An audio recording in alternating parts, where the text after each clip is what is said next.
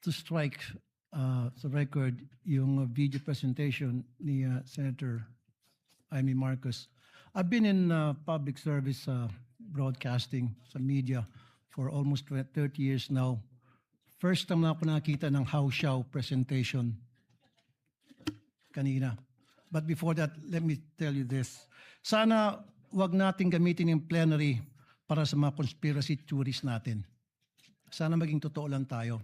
Again, babalikan natin yung sinasabi ko, experience ko sa media. 30 years na po ako sa media.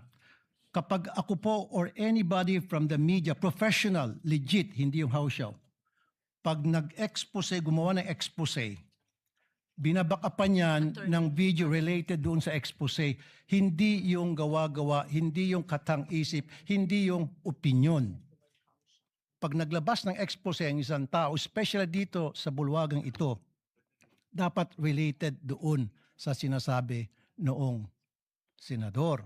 Just like what Senator Zubiri said, nakita niyo naman po, Madam President, every time na ako'y gagawa ng expose, every time na ako'y gagawa dito ng privilege speech, at yung privilege speech ko, binabakapan ko po ng mga sumbong, actual na mga sumbong na mga taong lumalapit sa aking programa at dinadala ko rito para mabigyan ng solusyon ang problemang inilalapit sa akin at hindi po yung opinion lamang. Ganun po dapat tayo rito. Now, ilang beses na po tayo nagpalit ng liderato dito sa Senado. Every time nagkaroon ng palitan, ngayon lang po ako nakita na nagkakaroon ng kaguluhan. Why? What's wrong? Dapat hindi na po. Let's move on. Kasi nasasayang po yung oras natin dito, puro na lang bangayan. The people have spoken. Sinasabi nila, enough is enough. We've been like a circus for the past few days. Pinagtatawanan po tayo. I was out there last night. Pag naglalakad ako, kinakausap ko ng mga tao, ano nangyari sa Senado? Ano bang nangyari sa inyo? What's going on? Nakakaya na po. Ang panawagan ko, magtrabaho na lang po tayo.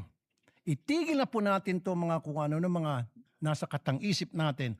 Let's move on because we were voted, elected by the people para magtrabaho, hindi para magbangayan. Maraming salamat, Madam President. Maraming salamat po. Tayo po ay nakikiisa rin sa sinabi nyo. May katanungan lang po ang presiding officer because we are using either the Filipino language or English.